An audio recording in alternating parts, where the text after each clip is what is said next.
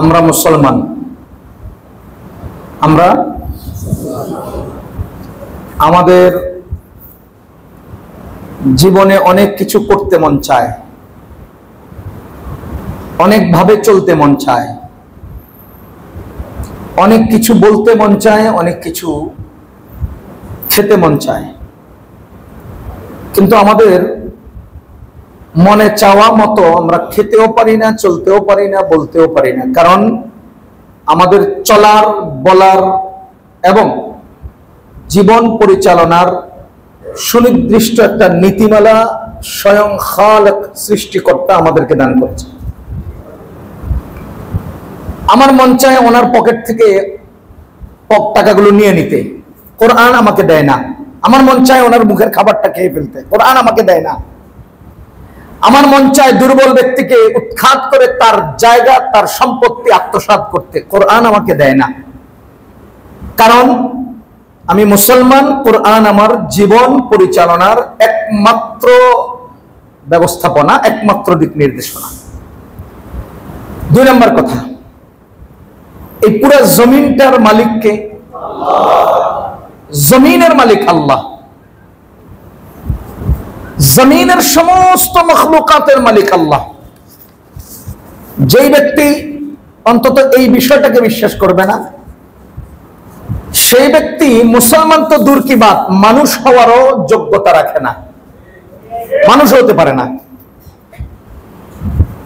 যাহা হোক, আমি এখানে আসার পর মুযাকারাতান আলোচনার মাধ্যমে একটা কয়েক পৃষ্ঠার একটা কাগজ পেয়েছি। এই বিষয়টা নিয়ে একটু মুযাকারা আলোচনা করা দরকার। আগে প্রথমের হেডিংটা শুনাই, এরপরে আমার ধারাবাহিক কথাগুলো বলবো। বাংলাদেশের অন্তর্বর্তীকালীন সরকারের গঠন করা 12টি সংস্কার কমিশনের অন্যতম একটি কমিশন হলো নারী সংস্কার কমিশন। নারী সংস্কার কমিশন গত 19 এপ্রিল 2025 তারা অন্তর্বর্তীকালীন সরকারের মাননীয় প্রধান উপদেষ্টা ডক্টর মোহাম্মদ ইউনূস সাহেবের কাছে 318 পৃষ্ঠা ব্যাপী এক প্রতিবেদন জমা দিয়েছে, যাতে মোট 17টি অধ্যায় রয়েছে। প্রতিটি অধ্যায়ে অনেক ধারা, উপধারা ও অনুচ্ছেদ আছে। বিশাল এই সংস্কার প্রতিবেদনের কিছু অনুচ্ছেদ সরাসরি কোরআন হাদিস বিরোধী, অর্থাৎ ইসলাম বিরোধী, মুসলমান বিরোধী, আমার আপনার আমাদের জীবন পরিচালনার পদ্ধতি বিরোধী। কিছু অনুচ্ছেদ আংশিক কোরআন হাদিসের সাথে সাংঘর্ষিক। আমরা এর পক্ষ থেকে, এখানে উল্লেখ রয়েছে তারা তাদের দলের নাম উল্লেখ আছে, হেফাজতে ইসলাম বাংলাদেশ। আমি একদিন ঘোষণা দিয়েছিলাম আমার এই মেম্বারে, আমি অন্তত কোন রাজনৈতিক দলের নাম বলবো না। তিনি একেবারে সর্বোচ্চ পর্যায়ের দল হোক, একেবারে প্রতিষ্ঠিত নির্বাচিত সরকার দল হোক, তবুও আমি এই মসজিদের মেম্বারে কখনো কোনো রাজনৈতিক দলের নাম বলবো না। এটা আমি ঘোষণা দিয়েছিলাম। যদি কেউ বলেন যে অমুকের জন্য দোয়া চাইছি, অমুককে নিচে ওনার পদ আছে, পদবি আছে, দলের নাম আছে, আমি দলের নাম বলবো না, ব্যক্তির নামটা বলতে পারি।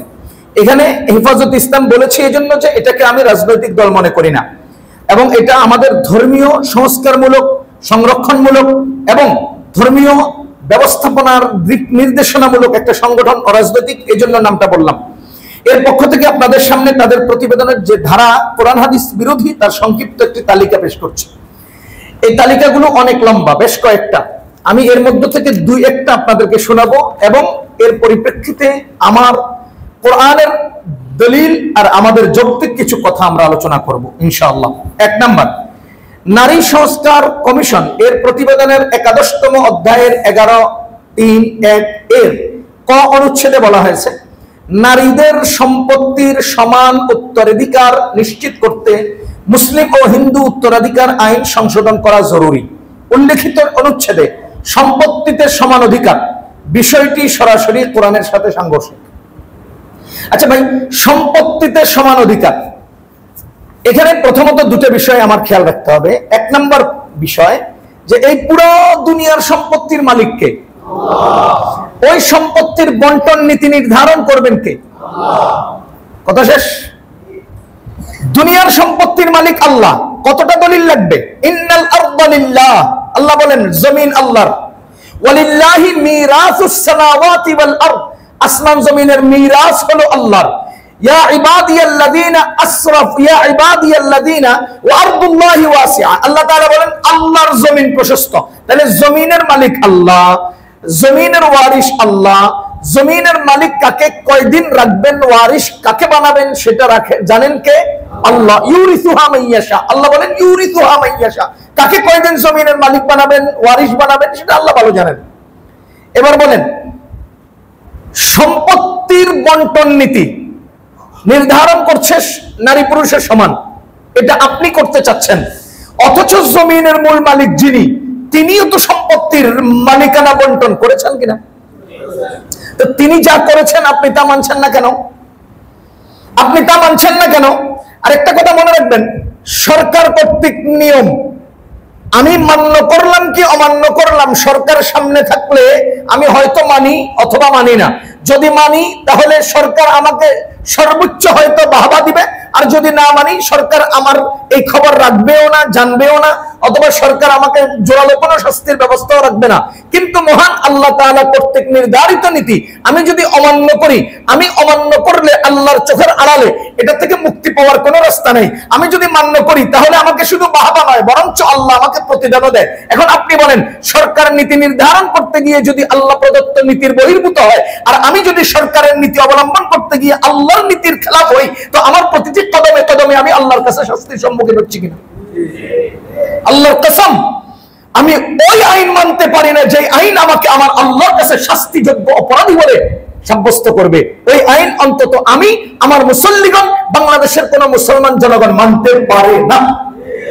কেন মানবো? আপনার নীতি অবলম্বন করতে গেলে আমি মালিকের অসন্তুষ্টির সম্মুখীন হই, আপনাকে আমি মানতে গিয়ে আমার আল্লাহকে আমি নারাজ করি। লা তাআতা লিমাখলুকিন ফি মাসিয়াতিল খালিক, আল্লাহর সাথে নাফরমানি হয় এমন পৃথিবীর কোন শক্তি পরাশক্তির আইন মানা যাবে না।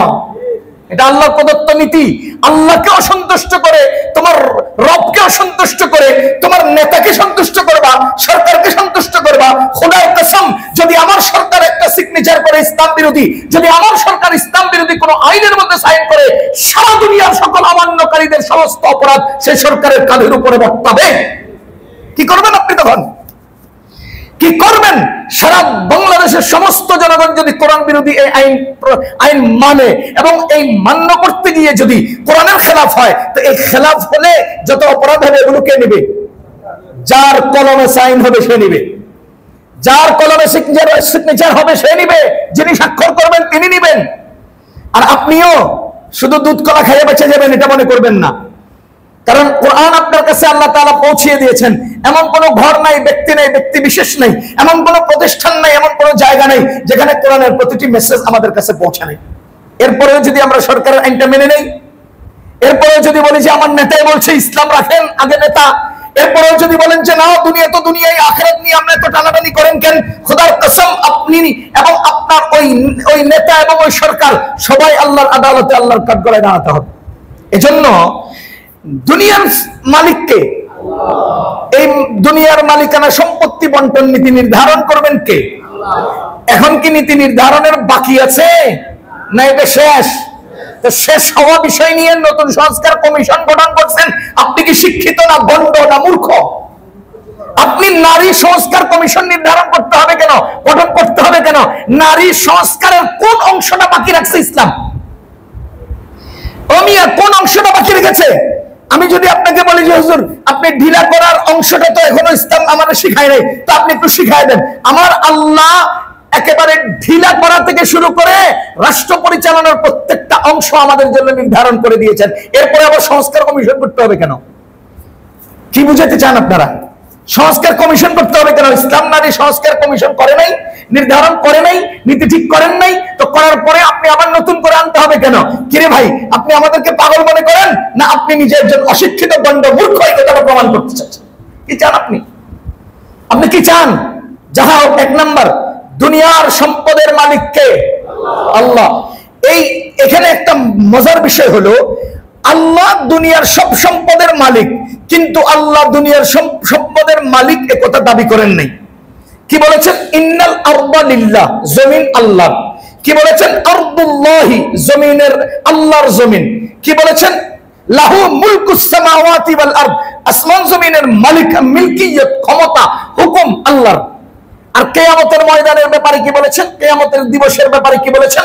মালিক ইয়াউমিদ্দিন, কিয়ামতের দিবসের মালিক একমাত্র তিনি। ভাই, দুনিয়ার মালিকও তো তিনি, দুনিয়ার দিবসের মালিকও তো তিনি, কিয়ামতের দিবসের মালিকও তিনি। দুনিয়ার দিবসের মালিকানায় মালিক বললেন না, কিয়ামতের দিবসের মালিকানায় মালিক বললেন কেন? এর মূল কারণ হলো দুনিয়ার এই সহায় সম্পদ আমার মতো 2 টাকা বেচা যায় না এমন একেবারে মূল্যহীন মানুষরাও মালিক হয়। আপনি আমি মূল্যহীন আল্লাহর দরবারে, এই মূল্যহীন মানুষেরাও মালিক হয়। কিসের মালিক হয়? দেখেন, আপনি এখানে লিখে রাখবে, ক্রয় সূত্রে এই জমির মালিক, বায়না সূত্রে এই জমিনের মালিক, হেবা সূত্রে জমিনের মালিক, ওয়ারিশ সূত্রে জমির মালিক। তার মানে মালিক শব্দটা আমরা আমাদের গায়ে লাগাই, আর আল্লাহ কিয়ামতের দিনের সাথে নিজের গায়ে মালিক শব্দ লাগিয়েছেন। কেন আল্লাহ কিয়ামতের দিবসের সাথে নিজের মালিকানার শব্দটা প্রয়োগ করলেন? এর কারণ কিয়ামতের ময়দানে পৃথিবীর কেউ নিজের নামের সাথে মালিক লাগাইতে পারবে না। আর দুনিয়াতে কেন তিনি নিজের নামের সাথে মালিক লাগাইলেন না? কারণ এই দুনিয়ার এই মূল্যহীন মানুষেরা তার জায়গা জমিনে নিজের নামে মালিকানা লাগায়। তা আমি আমার জমিনের মধ্যে মালিক মোহাম্মদ নোমান লিখছি, কিয়ামতের ময়দানে আমি আর মালিক হতে পারবো না। দুনিয়ায় যেহেতু আমি মূল্যহীন সম্পদের মূল্যহীন ব্যক্তি মালিক হই, এজন্য আল্লাহ তাআলা দুনিয়ার সম্পদের মালিক শব্দ ব্যবহার করেন নাই। এখন আমি এটুকুন বুঝাতে চাই যে মূল জমিনের মালিক কে? কিন্তু আমি আর আপনিও কি জমিনের মালিক হই কিনা? হই। আমি আপনি আমরাও জমিনের কি হই? মালিক হই। এবার আপনি বলেন, তারিকা সম্পত্তি, রেখে যাওয়া সম্পত্তি, বাবা মারা গেলেন, তার রেখে যাওয়া সম্পত্তির মূল মালিক কে? বাবা। এই বাবা মারা যাওয়ার পরে এখানে 2টা বিষয় আছে। 1 নম্বর হলো, বাবা জীবিত থাকাকালে যদি এই সম্পদ বাবা নিজে তাসাররুফ করেন, কোন সন্তানের কথা বলার হক নেই। বাবা জীবিত থাকাকালে যদি মনে করেন যে আমি এই সম্পদ পুরোটাই সদকা করে দেব, পারবেন। যদি মনে করেন আমি পুরো সম্পদ একজনকে দিয়ে দেব, পারবেন। যদি মনে করেন আমি সম্পদ বিক্রি করে খেয়ে ফেলবো, পারবেন। কারণ বাবা নিজে মালিক, বাবা নিজের তাসাররুফের পূর্ণ অধিকার তার। হ্যাঁ, যদি তিনি মারা যান, তাহলে ওই মারা যাওয়ার পর অটো সম্পদের মালিক হয়ে যায় তার সন্তানগণ। এটা কোন ব্যক্তি, কোন ক্রয়, কি বলে, কোন হেবা বা অন্য কোন সূত্রে নয়, শুধু বাবার মৃত্যুতে ওয়ারাসতের সূত্রে সন্তান মালিক হয়। এখন ইসলামের দিক নির্দেশনা হলো, কোন বাবা মারা যাওয়ার পর ওই বাবার রেখে যাওয়া সম্পত্তি বাবার সন্তানরা যে মালিক হবেন, 10 জনের নাম ইসলামে উল্লেখ রয়েছে, 10টা খাত উল্লেখ রয়েছে। পর্যায়ক্রমে এই 10 খাত এই সম্পদের মালিক হবে। 10টা খাত। এর মধ্যে 1 নম্বর হলো জবিল ফুরুজ। জবিল ফুরুজ মানে যাদের পাওনা অংশ কোরআনে স্পষ্টভাবে উল্লেখ রয়েছে, যারা পাবেন কতটুকুন তার অংশ এবং ব্যক্তি নাম সহ উল্লেখ করা আছে কোরআনে, তাদেরকে বলা হয় জবিল ফুরুজ। জবিল ফুরুজে নেওয়ার পর এরপরে অন্যান্যরা নিবে। জবিল ফুরুজ কারা? মজার বিষয় হলো, এরা এখানে সম্পত্তিতে সমান অধিকার চায়। আর আমার আল্লাহ জবিল ফুরুজ 12 জনের নাম উল্লেখ করেছে কোরআনে। জবিল ফুরুজ অর্থাৎ যাদের অংশ কোরআনে বর্ণিত আছে, তাদের কয়জনের নাম উল্লেখ আছে বলেন তো? 12 জন। বলেন কয়জন? 12 জন। এর মধ্যে 4 জন পুরুষ, 8 জন মহিলা। এর মধ্যে পুরুষ কয়জন? 4 জন। বলেন পুরুষ কয়জন? আর মহিলা? এবার আপনারা বলেন, অধিকার সমান করতে গেলে আরো 4 জন পুরুষকে বাড়াতে হবে অথবা 4 জন মহিলাকে কমাতে হবে? কিভাবে করবা? ইনসাফের সাথে বলেন। কোরআনে 12 জন ব্যক্তির অংশ এবং নাম উল্লেখ করেছে, যাদেরকে সম্পত্তি দেওয়ার পর অবশিষ্ট সম্পত্তির মালিক আসাবারা হবে। আসাবা পর্যায়ক্রমে ভিন্ন ভিন্নরা হয়। সুতরাং আমার প্রশ্ন হলো, কোরআনে যে বাবার সম্পত্তির পর বা মারা যাওয়া ব্যক্তির সম্পত্তি বন্টনে 12 জন পুরুষ নারীর মধ্য থেকে 4 জন পুরুষ আর 8 জন নারী দিলেন। এবার আপনারা বলেন, অধিকার সমান করতে গিয়ে আপনারা নারীদেরকে আসলে আগায় দিলেন না পিছায় দিলেন? ওই যে আমরা মাঝে মধ্যে উদাহরণ দিই, আমাদের সমাজে এক গ্রুপ বের হয়েছে, নারী আর পুরুষের নামাজ নাকি এক, নারী আর পুরুষের নামাজ এক। তা আমার প্রশ্ন হলো, নারীরা পুরুষের মতো হয়ে এক হবেন না পুরুষরা নারীর মতো হয়ে এক হবেন? এক তো হতে হবে। নারীরা কি পুরুষের মতো হয়ে এক হবেন না পুরুষরা নারীদের মতো হয়ে এক হবেন? যদি বলেন যে না, পুরুষরা নারীদের মতো হবে, তাহলে আমরা বুকের উপর হাত বাঁধবো, কারণ আমাদের নারীরা পুরুষের বুকের উপর হাত বাঁধে। আর যদি কোন না, নারীরা পুরুষের মতো হবে, তা আমার প্রশ্ন হলো, পুরুষদের পেটে বাচ্চা হয় না, তখন তারা যেভাবে রুকু দেয়, 7 মাসের বাচ্চাওয়ালা মহিলা পুরুষের মতো হতে গেলে রুকু কিভাবে করবে? তো ব্যস্ত লাগবে। আপনি যে হিসাব নিকাশ করতে গিয়ে বলতেছেন নারী আর পুরুষ এক হবে, তো এক হতে গেলে তো আমি দেখি 12 জন জওয়াইল ফুরুজের মধ্যে 8 জন নারী, 4 জন হলেন পুরুষ। এখন আপনি যদি সমান করতে চান, হয়তো 4 জন পুরুষ বাড়াবেন আর না হয় 4 জন মহিলা কমাবেন, নচেত সমান হবে কিভাবে? দেন আপনি হিসেব মিলিয়ে দেন। আফসোস, আফসোস ওই সমস্ত নারীবাদী বাম রাম, কি বলে, কি নাম দিয়া বললে এদেরকে হকাদের হবে আমি জানি না, যাহা হোক, কোরআনের নির্ধারিত বন্টন নীতির বাহিরে কোন নীতি বাংলাদেশে প্রণয়ন করা যাবে না। কোন মুসলমান এটা মেনে নেবে না। যদি মেনে নেন, অ্যাঙ্গেলে মেনে নেন, সাইড দিয়েও মেনে নেন, কোরআন হাতে নিয়ে মসজিদের মিম্বরে বলছি, আপনি মুসলমান থাকবেন না। আপনি মুসলমান থাকবেন না, ইমানদার থাকবেন না, আপনি সাথে সাথে বেঈমান হয়ে যাবেন যদি মেনে নেন। আচ্ছা, নারীদের কোরআনে বর্ণনা, কয়জন নারী পুরুষের বর্ণনা কোরআনে আছে? 12 জন। বলেন না ভাই, এগুলো আমরা মুযাকারা করি না, এখানে আলোচনায় আসছে বলে কয়জন? পুরুষ নারী 8 জন। ব্যক্তিদের নাম, তাদের পাওনা হক কতটুকুন, আয়াত দেখিয়ে দেখিয়ে বললে আপনারা বুঝবেন, মনে রাখতে পারবেন না, কারণ আমার আরো অনেকগুলো ধারার উপর কথা বলতে হবে।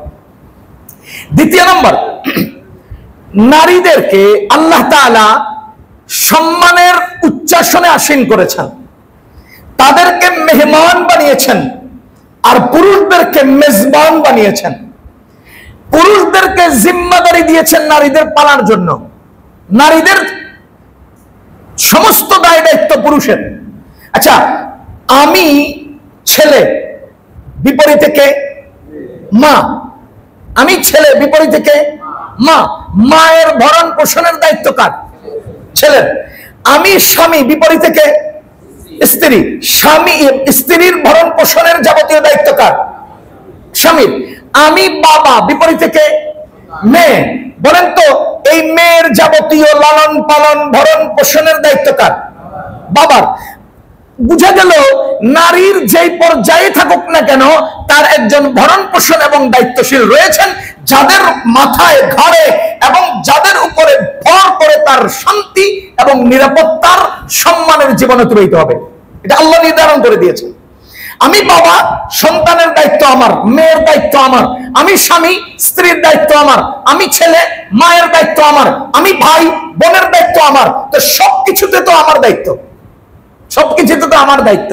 আচ্ছা, আমি আপনাদেরকে আরেকটা প্রশ্ন করি, নারীদেরকে ইসলাম বলে অধিকার দেয় নাই, হক দেয় নাই, ইনসাফের সাথে চোখ বন্ধ করে বলেন তো, সারা দুনিয়াতে কত হাজার কোটি ভরি, কেজি, মন, টন স্বর্ণ আছে? সারা দুনিয়াতে কত হাজার কেজি, কেজি না, মন না, টন, কত হাজার টন, লক্ষ টন স্বর্ণ পৃথিবীতে আছে? বলেন, আপনি বলতে পারবেন? এবার বলেন, আপনার ওই কোণা থেকে শুরু করে পেছন পর্যন্ত, ওই পাশ থেকে এই পাশ পর্যন্ত পুরুষগণ, বলেন তো এই পর্যন্ত জীবনে কত ভরি স্বর্ণ আপনারা ব্যবহার করেছেন? বলেন, করেছেন? আপনার স্ত্রী করে, করছে? কত ভরি, কত টন, কত মন? সারা দুনিয়ার হাজার হাজার কোটি টন টন স্বর্ণ আমার আল্লাহ নারীদেরকে ব্যবহারের সুযোগ করে দিয়েছে, আমাদেরকে দেয় নাই। এর চেয়ে বড় অধিকার কি দিত? ও ভাই, কি দিতে? কিরে ভাই আমি যে স্বর্ণগুলো কিনে দিচ্ছি কাকে? বউকে অথবা মেয়েকে অথবা মাকে।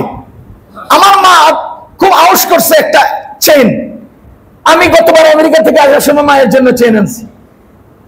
সব আমার, অর্থ কামাই আমার, সবকিছু আমার। চেনটা নিয়ে মাকে গলায় দিয়ে দিছি, মা খুশি। বউকে গলায় দিয়ে দিছি, বউ খুশি। মেয়েকে দিছি, মেয়ে খুশি। অথচ সবকিছু আমার, আর সারা দুনিয়ার টন টন মন মন সব স্বর্ণগুলো কিনে কারা? পুরুষরা। ব্যবহার করে কারা? মহিলারা। এর চেয়ে হক আর অধিকার কি দিবে বলেন? 3 নম্বর প্রশ্ন, নারীরা মারা গেলে, মহিলারা মারা গেলে কাফনের কাপড় কয়টা? বলেন না। পুরুষরা মারা গেলে কাফনের কাপড় কয়টা? মহিলাও তো এরা বেশি নিল। মারা যাওয়ার পরে তাদের কাপড় কয়টা? 5টা। 5টা কিনতে টাকা কম লাগে না বেশি? 3টা কিনতে টাকা কম লাগে না বেশি? তো আমি বেশি টাকা খরচ করে আমার মাকে, আমার বোনকে, আমার স্ত্রীকে, আমার মেয়েকে আমি দাফন করলাম, সেই জায়গাতেও তো আমি তাকে হক বেশি দিলাম। ইনসাফের বিচারটা করেন। এবার আপনাকে আরেকটা প্রশ্ন করি, অধিকার কারে কয়? আপনারা বলেন তো, আপনার স্ত্রী এবং আপনার অন্য মাহরাম মহিলা যারা, এই 14 জন ছাড়া দুনিয়ার সব মহিলা আপনার এগানা না বেগানা? ইনসাফের সাথে বলেন, এগানা না বেগানা?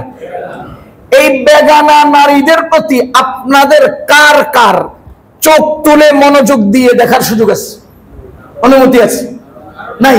যদি না থাকে তবে তাদেরকে নিরাপত্তার পূর্ণ অধিকার ইসলাম দিয়েছে। পৃথিবীর কোন বেগানা পুরুষ তার দিকে চোখ তুলে দেখার সুযোগ নেই। এর চেয়ে নিরাপত্তার সর্বোচ্চ অধিকার আর কে দিবে? বলেন, কে দিবে? একজন নারীর প্রতি আরেকজন পুরুষ চোখ তুলে দেখার অধিকার নাই। এত পরিমাণে নিরাপত্তার সর্বোচ্চ বেষ্টনীতে তাদেরকে আল্লাহ তাআলা জীবন দিয়েছেন। এর চেয়ে সুন্দর অধিকার আর কে দিবে?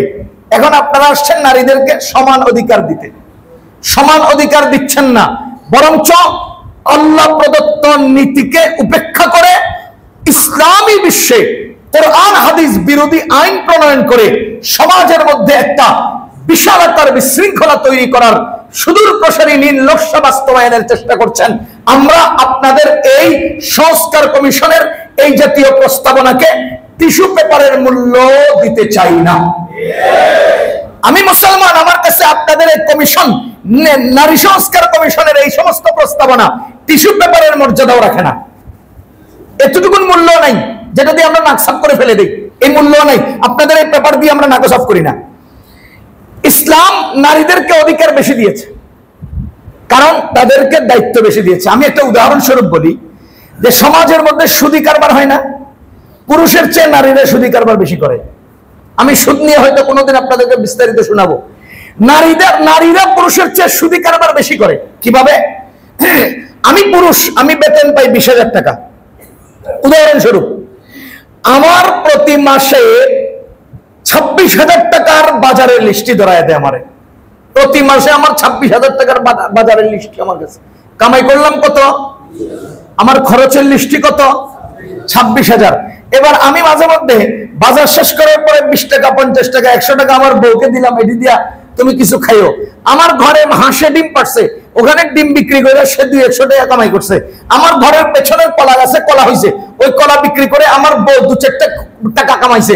এখন হ্যাঁ, তো আর কোনো খরচের লিস্টি নেই, তো বেচারি কি করছে? 1000 টাকা হয়েছে, তো পিছন দিয়ে 1000 টাকা সুদি লাগায়। বুঝেন নাই?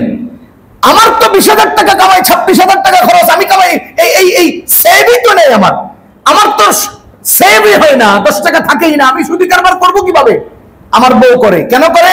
এর কারণ হলো তার খরচের লিস্টি নেয়, ওই মুষ্টি চাউলের বিনিময়ে কলা বিক্রি, হাঁসের ডিম বিক্রিতে যার পায়, এগুলো সব সে পিছন দিয়ে লাগায়। তার মানে সমাজের নারীরা সুদ বেশি খায়। উদাহরণস্বরূপ বলছি এই কথা, যে আমরা পুরুষরা যারা, আল্লাহ তাআলা আমাদেরকে ডবল যদিও দিয়ে থাকেন, কিন্তু আমাদের জন্য আল্লাহ তাআলা সমস্ত দায় দায়িত্ব ভার চাপিয়ে দিয়েছেন। আর তাদেরকে সিঙ্গেল যদিও দিয়ে থাকেন, কিন্তু তাদেরকে আল্লাহ তাআলা কোনো প্রকারের বড় ধরনের জিম্মাদারি দেন নাই। আচ্ছা, 3 নম্বর, সামগ্রিকভাবে আপনি এবারে একটা বিচার করেন। আমি যে শুরুতে বলেছিলাম নারী হলেন 8 জন, পুরুষ হলেন 4 জন। একজন নারী এক সময়ে মেয়ে, বলেন এক সময় মেয়ে, এরপরে স্ত্রী, এরপরে মা। নারী কিন্তু ওটাই, মেয়ে ওটাই, ওই মেয়েটাই আবার মেয়ে, ওই মেয়েটাই স্ত্রী, ওই মেয়েটাই মা, ওই মেয়েটাই মা, এবার ওই মেয়েটা আবার দাদিও। আচ্ছা, ইসলামে মেয়ের জন্য হক আছে না নাই? স্ত্রীর জন্য স্বামী মারা গেলে হক আছে না নাই? মায়ের জন্য ছেলে মারা গেলে হক আছে না নাই? মা না থাকলে দাদি, ছেলে নাতি মারা গেলে হক আছে না নাই? তা আপনি মেয়ে একটাকেই তো আপনি চার ভাবে দিচ্ছেন। আরে মেয়ে একটাকেই তো মেয়ে হিসেবেও দিচ্ছেন, স্ত্রী হিসেবেও দিচ্ছেন, মা হিসেবেও দিচ্ছেন, দাদি হিসেবেও দিচ্ছেন। তো আপনি এই একটা ভাইকে এক পাশে রেখা সে কেন ডবল নিল, আর এই যে সাইড ডবল নিল, হিসাব করেন না কেন? আমার বিপরীতে আমার বোনে সিঙ্গেল নিল, আমি ডবল নিলাম, এই হিসাবটা করলেন। অথচ আমার ওই বোনটাই, আমার ওই বোনটাই যখন তার স্বামী মারা যায় তখনও পায়, যখন তার ছেলে মারা যায় তখনও পায়। আমি এজন্য ভাই অঙ্ক মিলাবেন সামগ্রিকভাবে। ইসলাম নারীদেরকে অধিকার পুরুষের তুলনায় বেশি দিয়েছেন, হক বেশি দিয়েছেন, নিরাপত্তা বেশি দিয়েছেন, সম্মান বেশি দিয়েছেন, মর্যাদা বেশি দিয়েছেন। ইসলাম যদি আপনি খর্ব করেন, ইসলামের বিপরীতে যদি কোনো আইন প্রণয়ন করতে চান, তো এটা নারীদের অধিকারকে সংরক্ষণ নয়, বরঞ্চ অধিকার নষ্ট করে সমাজের সাম্য, সম্প্রীতি, শান্তি, নিরাপত্তা ব্যাহত করে এক সুদূর প্রসারী উচ্ছৃঙ্খলতা তৈরি করার পরিকল্পনা হবে, চক্রান্ত, আর কিছু না। সুতরাং এক নম্বর বিষয়, আল্লাহ তাআলা বলেন লিযযাকারি মিসলু হাজ্জিল উনসায়াইন। স্বামী, কোন বাবা মারা গেলে তখন ছেলে এবং মেয়ে এই দুইজন হয়ে যায় আসবা। আসবা কাকে বলে? আমি ফরায়েজের একটু কয়েকটা অংশ বলি আপনাকে। আসবা বলা হয়, আসবা বলা হয় জবিল ফুরুজ সম্পত্তি নেওয়ার পর অবশিষ্ট যে সম্পদ থাকে সেগুলোর মালিক যারা হন তারা হন আসবা।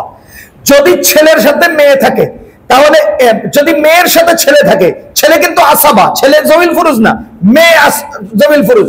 যদি মেয়ের সাথে ছেলে থাকে, তখন ওই মেয়েরা আসবা হয়ে যায়। লিযযাকারি মিসলু হাজ্জিল উনসায়াইনের কায়দায় তারা ভাই এবং বোন 3 ভাগের 2 ভাগ ভাইয়ের 1 ভাগ বোনের হয়। আর যদি ভাই না থাকে, তখন মেয়েটাকে কদ্দুর দিচ্ছে। মনে করেন একজন বাবা মারা গেলেন, তার ছেলে নেই, মেয়ে আছে একজন, পুরো অর্ধ সম্পত্তি পাবে।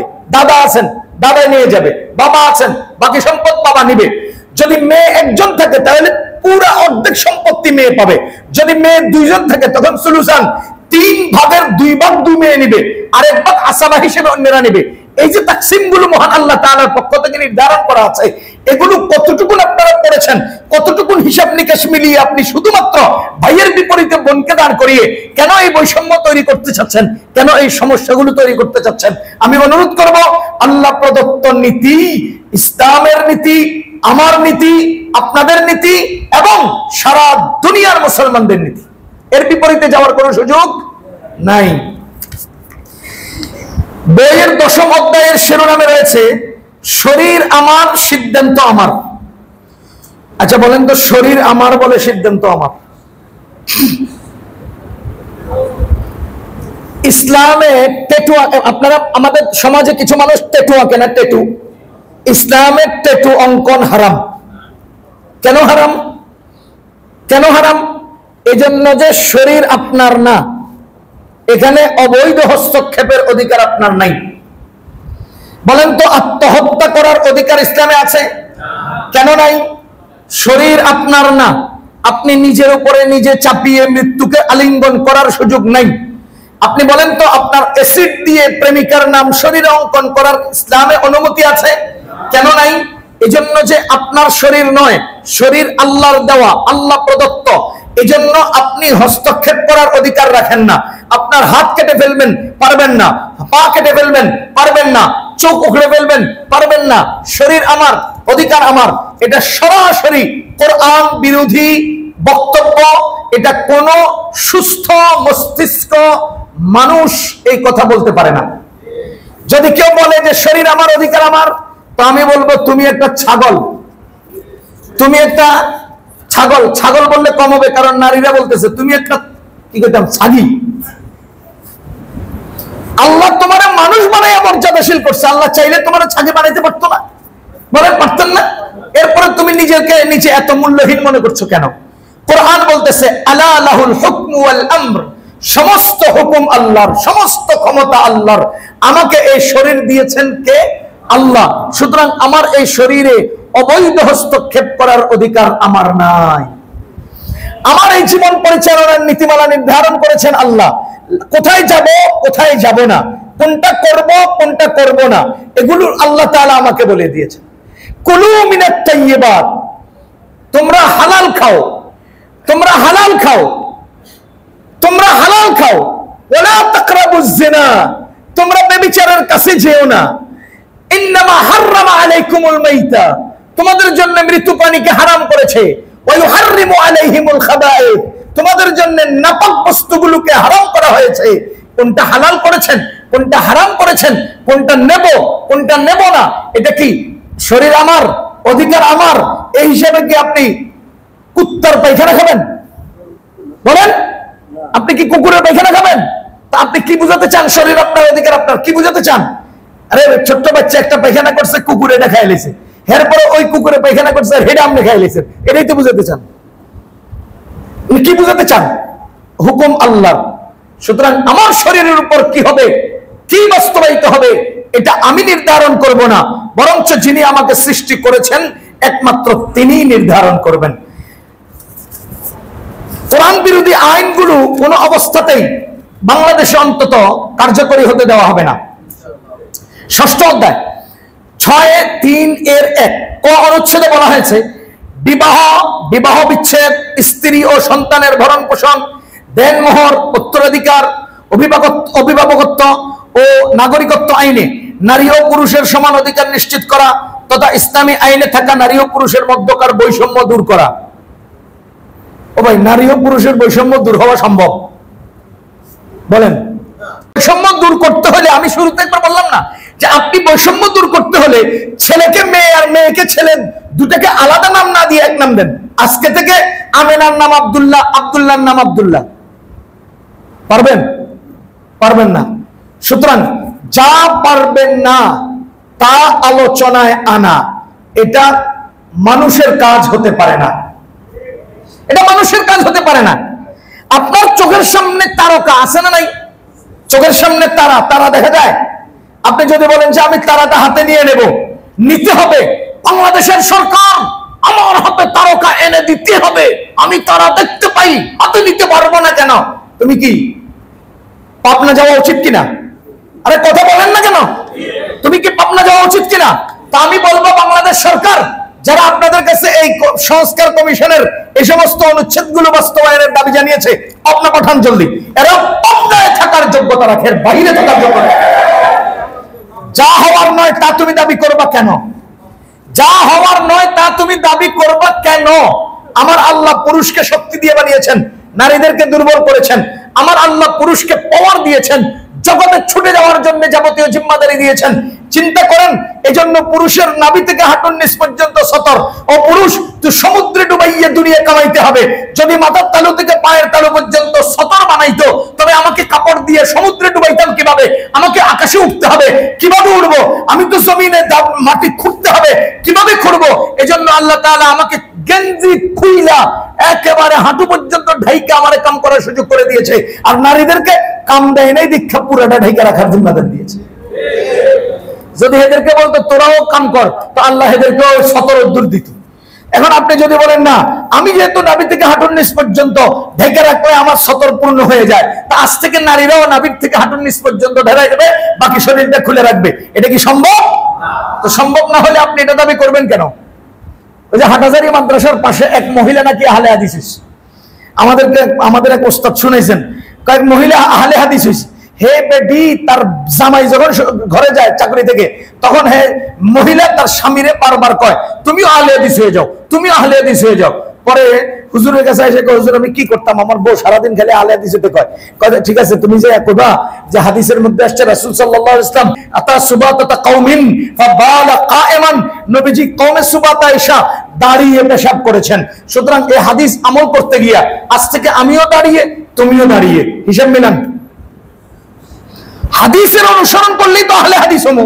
তো তুমি যেহেতু আহলে হাদিস, আমিও আহলে হাদিস, তো আজকে থেকে নবীজি দাঁড়িয়ে পেশাব করেছেন এই হাদিসের উপর আমল করতে গিয়ে আমিও দাঁড়িয়ে করব, তুমিও দাঁড়িয়ে করবা। এবার হিসাব মিলান, বৈষম্য দূর করতে গেলে দাঁড়িয়ে পেশাব করতে হবে কিনা? যদি হতে করতে যায় তো নারীরটা কই যাবো আর পুরুষেরটা কই যাবো? তোমার তো পেশাবে পেশাবে আহলে হাদিস হয়ে যাবা। কি করতে চাও তোমরা? বৈষম্য দূর করা কোনো অবস্থাতে সম্ভব নয়। মহান আল্লাহ সৃষ্টিগতভাবে কুকুরকে কুকুর বানিয়েছেন, ছাগলকে ছাগল বানিয়েছেন। সমাজে যদি কেউ কয় কুত্তাকে কুত্তা থাকবে কেন, ছাগল ছাগল থাকবে কেন, কুকুর আর ছাগল এক হতে হবে, নারী নারী থাকবে কেন, পুরুষ পুরুষ থাকবে কেন, দুজনে এক হতে হবে। খোদার কসম, তুমি আর জমিনে থাকার অধিকার রাখো না। আপনার গাওতের অন্ধকার প্রকোষ্ঠে তোমার জায়গা হওয়া উচিত। আমি সরকারকে বলবো, যারা এই সংস্কার কমিশনের দাবিতে আবদার করেছে তাদেরকে পাবনা পাঠান। এর বাইরে জায়গা নাই তাদের। বৈষম্য দূর করতে হবে। কিভাবে ভাই? কিভাবে করবেন ভাই? আল্লাহ হেফাজত করুক। সব বর্ণনা তো আর মসজিদের মিম্বরে দেওয়া যায় না, এজন্য দিলাম না হিসেব করে। তৃতীয় অধ্যায়ে 3-2-2-1-4 এর খ অনুচ্ছেদে বলা হয়েছে শিশু ও দত্তক গ্রহণ সংস্কার করে আইনি দত্তক গ্রহণ বিষয়ক একটি স্বতন্ত্র আইন প্রণয়ন করা, যা শিশুকে দত্তক পরিবারে অন্তর্ভুক্ত হিসেবে স্বীকৃতি দিবে, পূর্ণ উত্তরাধিকার প্রদান করবে এবং শিশুকে গর্ভজাত সন্তানের মতো একই আইনি সুবিধা প্রদান করবে। Wow wow! আরেকজনের বলা আমি পাল্টে আনবো, পাইলে দিছিতে তো বেশি, মিয়া মহিলা গেলে সম্পদ দিব কেন? বলেন, আরেকজনের ছেলেকে আমি দত্তক আইনা পাইলে দিলাম, এটাই তো বেশি। এরপরে আবার তাকে আমি আমার মারা যাওয়ার পর সম্পত্তির পূর্ণ অধিকার সে পাবে। এটা কেমন কথা? এটা কোন আকলে বলে? ও ভাই, এটা কোন আকলে বলে? দেখেন, আমি কোরআনে কারীম তো আপনাদের সামনে রেখেছি। সূরা আহজাবের মধ্যে সূরা আহজাবের মধ্যে আসছে, আমাদের নবীজির একজন পালক পুত্র ছিলেন, আপনারা জানেন, তার নাম যায়েদ ইবনে হারিস রাদিয়াল্লাহু তাআলা। মজার বিষয় হলো, পুরো কোরআনে কারীমে একজন সাহাবীর নাম আসছে, সেই একজন সাহাবীর নাম যায়েদ। আজীব না? যে একজন সাহাবীর নাম পুরো কোরআন শরীফে আসছে, সেই একজন সাহাবীর নাম কি? যায়েদ। এখানে আসছে, ফালাম্মা কাদা যায়েদুন মিনহা ওয়াতারান যাওয়াজনাকাহা লিকাই লা ইয়াকুনা আলাল মুমিনিনা হারাজুন ফি আজওয়াজি আদিয়াইহিম ইযা কাদাউ মিনহুন্না ওয়াতারা। সূরা আহজাবের 37 নম্বর আয়াত। যায়েদ ইবনে হারিস নবীজি সাল্লাল্লাহু আলাইহি ওয়াসাল্লামের ছেলে। কি ছেলে? পালক ছেলে। ঘটনার চক্রে নবীজির এক ফুফাতো বোনকে যায়েদ ইবনে হারিসের সাথে বিয়ে দিয়েছে। বলেন, নবীজি কুরাইশ বংশের, বংশে অনেক উন্নত, নামে দামে উন্নত, দুনিয়ার বুকে সবার উপরের লেভেলের বংশ। এই বংশের মেয়ে একজন কৃতদাস গোলামের কাছে বিবাহ দেওয়া হয়েছে। তো ওই বোন মানে যায়েদ রাদিয়াল্লাহু তাআলার স্ত্রী, তিনি এটাকে মানতে পারেন নাই, সইতে পারেন নাই। সময়ের ব্যবধানে আল্লাহ তাআলার হুকুমে হযরত যায়েদ ইবনে হারিস তার স্ত্রীকে তালাক দিলেন। আল্লাহ বলেন, ফালাম্মা কাদা যায়েদুন, যায়েদ যখন তার স্ত্রীকে তালাক দিল, যাওয়াজনাকাহা, আমি আল্লাহ নিজেই ওই স্ত্রী, হে রাসূল, আপনার সাথে বিবাহ পড়ায় দিলাম। এবার বলেন তো, যায়েদ কি করলেন? তালাক দিলেন। ওই স্ত্রীটাকে কে বিয়ে পড়ালেন নবীজির সাথে? স্বয়ং আল্লাহ। যাওয়াজনাকাহা, আমি আল্লাহ তাকে তোমার সাথে বিয়ে করিয়ে দিলাম, আল্লাহ বলেন। আচ্ছা, তখনকার সময়ের মধ্যে সবচেয়ে বড় একটা প্রবণতা ছিল, বলা বলি ছিল যে পালক পুত্র আপন পুত্র, পালক পুত্র আপন পুত্র। তো ইহুদিরা চারদিক থেকে এটা নিয়ে প্রপাগান্ডা শুরু করলো যে এই কি রাসূল কি নবী যে নিজের পোলার বউ বিয়ে করে, এই কি রাসূল কি নবী যে নিজের পোলার বউ বিয়ে করে। যখন এই কথাগুলো আসছে, তখন আল্লাহ তাআলা আয়াত নাযিল করেন, ওয়ামা জাআলা আদিয়াউকুম আবনাউকুম, তোমাদের পালক পুত্র তোমাদের পুত্র হতে পারে না, তোমাদের পালক পুত্র তোমাদের পুত্র হতে পারে না। দালিকুম কাউলুকুম বিআফওয়াহিকুম, যদি এমন কথা তোমরা বলো যে তোমাদের পালক পুত্র তোমাদের পুত্র, তো আল্লাহ বলেন এটা তোমাদের মস্তিষ্ক প্রসূত কল্প গল্প ছাড়া আর কিছু নয়। আল্লাহু ইয়াকুলুল হক, আল্লাহ হক কথা বলেন। উদুরুহুম লিআবাইহিম, তাদেরকে তাদের বাপের নামে ডাকো। যায়েদ ইবনে মুহাম্মদ, নো, যায়েদ ইবনে মুহাম্মদ হবে না, যায়েদ ইবনুল হারিস। কেন? হারিসের বেটা যায়েদ। এখন আপনারা বলেন কোরআনের এই বর্ণনা থেকে কি বোঝা যায়? মহান আল্লাহ পালক পুত্রের পরিচয় নির্ধারণ করেছেন, আর আপনাদের সংস্কার কমিশন কি বলতে চায়? দত্তক আনা ছেলেকে যে বেটা পালবো ওই বেটার গলার কাঁটা বানায় দাও। তাহলে গলার কাঁটা বানায় দাও, এটা কি সংস্কার করে আমাদেরকে বাঁচাইতেছেন না মাইরা লাইতেছেন? কি করতে চান আপনারা? যারা ইসলাম সাপোর্ট করে না, আকল সাপোর্ট করে না, এমন কার্যক্রম বাস্তবায়ন করতে চায়, তাদের ঠিকানা প্রেস ক্লাবের সামনে নয়, পাবনার গারদে।